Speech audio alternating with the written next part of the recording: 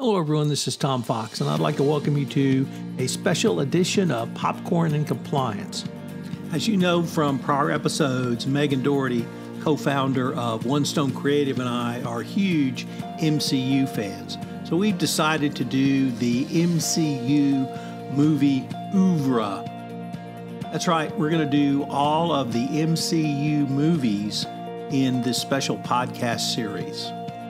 Over this series, we will take a look at the storylines, some of the cookies and other cool things. We'll describe the great action scenes from each episode, and then we'll take a look at issues raised by each episode. It's going to be a lot of fun. We will take things from the societal angle, from the social justice angle, from the MCU angle, and perhaps even from the compliance angle. But if you're an MCU fan or you're a compliance fan, I know you will enjoy. In this episode, we consider Antman. I know you will enjoy it. Popcorn and Compliance, the MCU Series, is a special production of the Compliance Podcast Network. Hello, everyone. This is Tom Fox, back again with Megan Dougherty for our continued challenge, which is we're going to review the entire MCU on Popcorn and Compliance. Why? Well, number one, because it's there. And number two, we're both MCU uber geeks.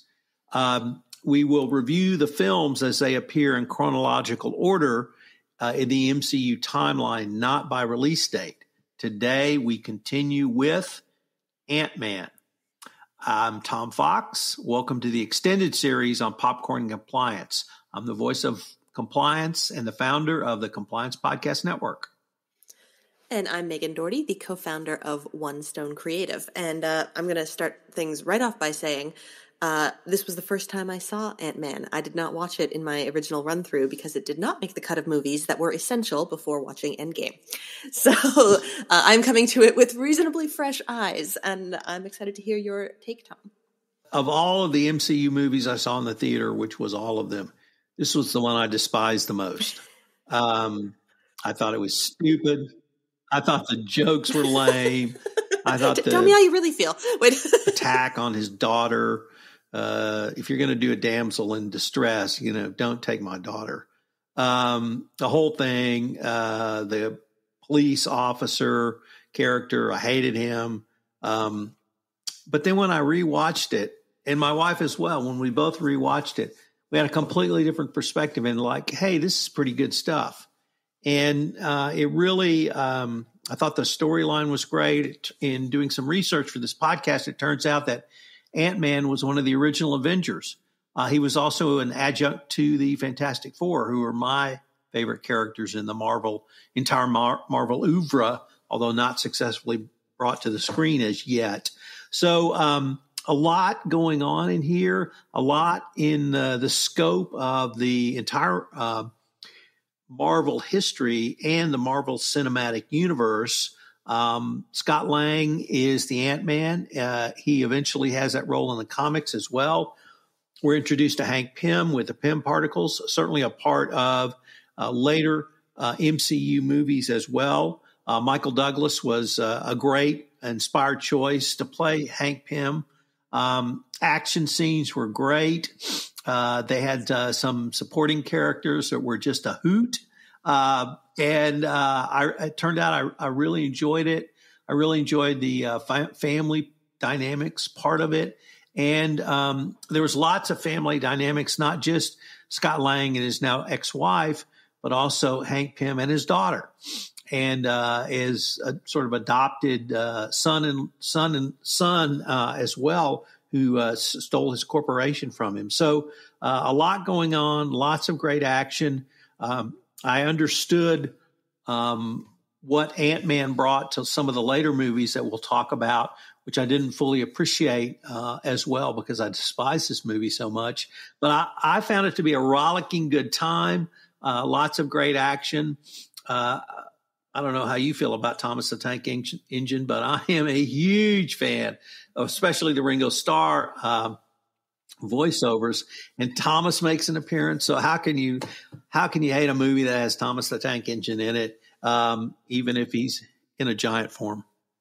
That was going to be one of my very first points, is that I read an article a little while ago ranking all of the Marvel movies based on their inclusion of trains and the quality to which that inclusion took place. And Ant-Man actually came out number one in terms of how well trains were utilized as a plot device in the movie. So I thought that was kind of fun. The other thing that I really appreciated that I don't think I saw, the only other one that might be close is Spider-Man, but I'm not quite sure, which is that when Scott Lang becomes the Ant-Man, he has to learn how to use his powers. And not so much his powers, but the abilities given him in the tech through the PIM particle. And I ended up enjoying him learning how to use his powers to shrink, to lead ants, to use ants and other insects as a part of his repertoire going forward. So that was pretty cool as well. And I enjoyed that a lot. And it really spoke to kind of Scott Lang's internal journey to move from Scott Lang to the Ant-Man. It wasn't as silly as I had remembered it. Spider-Man may go through that same or similar journey.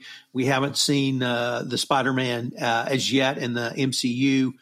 He's obviously in some other versions of Spider-Man put out by Sony that are not a part of what we're doing right now. So I enjoyed that. Michael Douglas, I can't say enough about Michael Douglas. He is so great. And he pulls off Hank Pym with panache. And I had completely forgotten the opening scene where Peggy Carter is in, and Howard Stark. It's in the late 70s or 80s, and they're both aged appropriately in the scenes. And I think I've spoken about my love for Peggy Carter on this series. So, once or twice. Once or twice. So we get to see Peggy Carter. And she's an older woman. She's still one of the founders of S.H.I.E.L.D. And she and Howard work very closely together. So I really enjoyed that scene. I appreciated seeing Peggy Carter yet again, and really her being honored for her work throughout the MCU. What were some of the things, in addition to the use of trains, that you particularly enjoyed? Well, this movie is one of my favorite tropes. Which is, bad guys that aren't really bad. So Lang's little gang of criminals trying to, do their burglaries, but definitely not robberies, because robberies are worse. They burgle. And I thought, each one of them was hilarious, particularly Louis as a character. And the movie also was really strong on montages. So we had how you get the height, any story Louis was telling with the voiceover and the actors lip-syncing what he was saying. Killingly funny. I found them just absolutely hysterical and really, really enjoyed them. And his training montage as well was also really good. So I thought, there's trains, that's great, but also super strong montage use in the movie. And really taking advantage of the skills of the actors, I think, because they let the funny people be really funny. And then that was always a treat. I agree that the fighting style was really cool, and watching that progression of learning, because Scott Lang is a really good everyman character. Unlike a lot of the other Avengers or superheroes in this world, he's just kind of he's a science guy. He's smart, but he's just a dude. And so, watching him develop and learn these powers was pretty awesome. And the comparison to him with Hope as well, Hank Pym's daughter, was really interesting, because she'd done all this training, hoping for this role for so long. And then, of course, dude shows up, expendable dude, I guess, but that really, I think, made it a great father-daughter relationship for me too, because there's these competing desires and competing needs that they both have. I loved Scott's relationship with his own daughter. They weren't as close as he wanted to be, but he gets her, and I thought that was really cool. Giving the ugly doll, figuring she'd probably like the giant ant as a pet. It was just a really nice, I think, friendly relationship between parent and child that I really enjoyed. And finally, I loved the bad guy, whose name is escaping me right now, but the adopted son of Hank Pym, who took over the company, ousted him. I really liked that he was a super realistic bad guy. He wasn't going for world domination. He wasn't trying to take over several planets or wipe out most of the population of the universe. He just wanted more personal money and power. And that's a really understandable villain. And it was nice to see him get taken down accordingly. Yeah, that was Darren Cross. Darren And Cross. I think you're absolutely onto something there in terms of his villainy. This was not Dr. Evil demanding $1 million. This was That's my favorite movie. this was someone who wanted to create some tech to sell it so he could become oligarch, a gazillionaire or whatever. And he built that his company around that. The other thing that I really enjoyed was we got a sense of Hank Pym, how smart he was and how he was thinking 13 levels beyond mere mortals. But that was when he had his eye on Scott Lang since Scott's original crime, which I believe occurred 6 years prior to the events of Antman. He hacks a corporation because they had done some consumers and customers wrong. He had blown the whistle and was fired. So he hacked them and released the information, and he went to prison over that.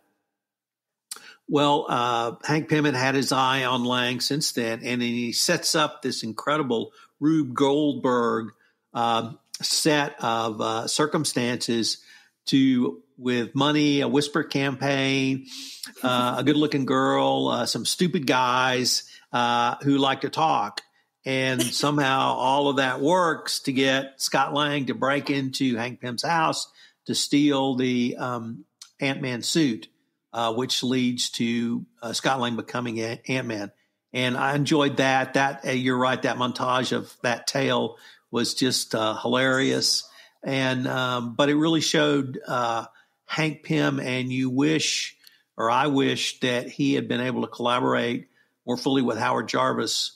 Because who knows, or Howard Stark, I should say, who knows what they would have been able to come up with. But it created a character that was, at least in Howard Stark's league, and certainly with the Pym particle. So that part was great as well. Were there any Easter eggs, or what I would call cookies, but apparently the rest of the world calls them Easter eggs, that really you enjoyed or attracted your attention? I consider Judy Greer a cookie whenever she appears. I just think she's a great actress, and I always really enjoy her. And the Honey, I Shrunk the Kids call out, which was, I think, it happened during the initial shrinking or possibly a later shrinking, but running from the horrifying ant before you learn that you are one with the ants and can run with the ants. I thought that was great. I did have to look up the study of ants is called myrmecology. So we all got to learn a little bit while watching this movie, which I really enjoyed. But those were kind of the main ones I noticed. I didn't kept a whole lot of cookies or Easter eggs from this one, probably because I hadn't read the comics, and so it was newer to this particular chapter in the MCU. But what were your cookies? We're going to have a quick word from our sponsor, and we'll be right back with more on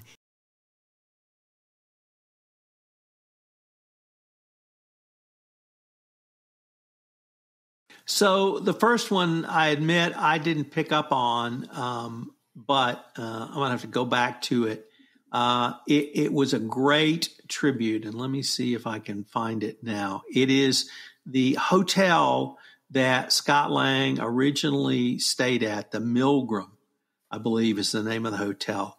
Well, the Milgram was named for the artist who created the Ant-Man comic. And I thought that was an incredibly cool cookie. The Milgram Hotel, named for Al Milgram. And some great artwork from Al Milgram at Marvel.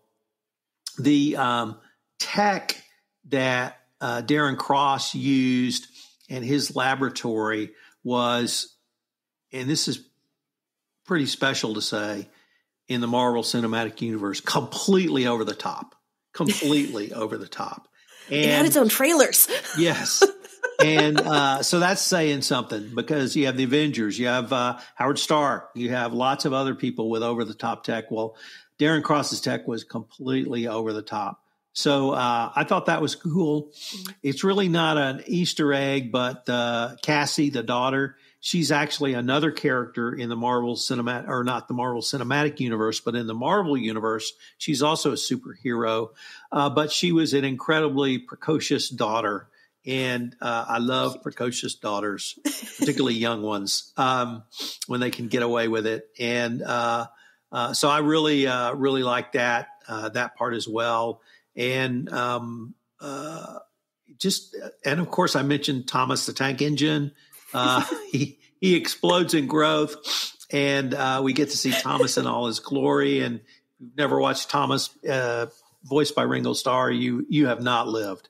So I'll check it out. I've got really strong Thomas the Tank Engine memories from when I was quite young, but I definitely wasn't appreciating voice acting at the time. That's because Thomas wasn't around when I was young, but he was around when my daughter was young. So in the late 90s and early aughts, I watched a lot of Thomas the Tank Engine and became a huge fan of Thomas the Tank Engine. And yes, we had Thomas the Tank Engine at my house. So lots of Thomas, and so I thought that was really cool. What about for you? Things I thought were really cool. I mean, the kind of the company marketing aspect of the evil was really enjoyable. But yeah, overall, I thought it was a really fun movie. And just kind of on the premise that not every entry into the MCU needs to be a stunning, philosophically profound epic. Sometimes they can just be fun superheroes where there's an ant dude. But I like they characterized the ants, which I thought was a really nice touch. And just the way human and insect were working together, I thought was really pleasant. It was a fun movie. It was, that's my final summation. It was fun. And I'm really excited to see more of Scott Lang in the next episodes, because he becomes like a really nice, more everyman type character, and I think kind of the MCU sort of needed that at this phase.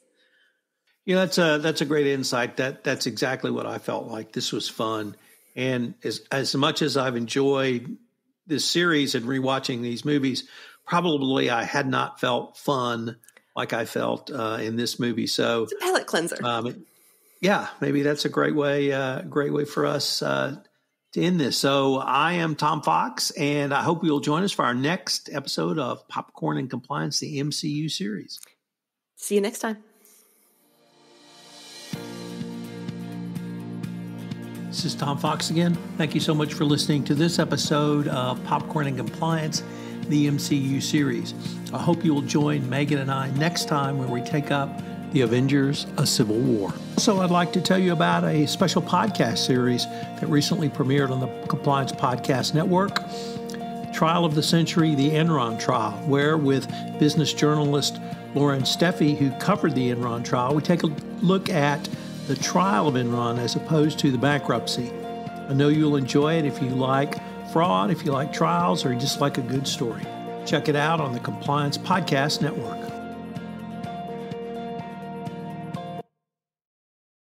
This podcast is a part of the C-Suite Radio Network. For more top business podcasts, visit c-suiteradio.com.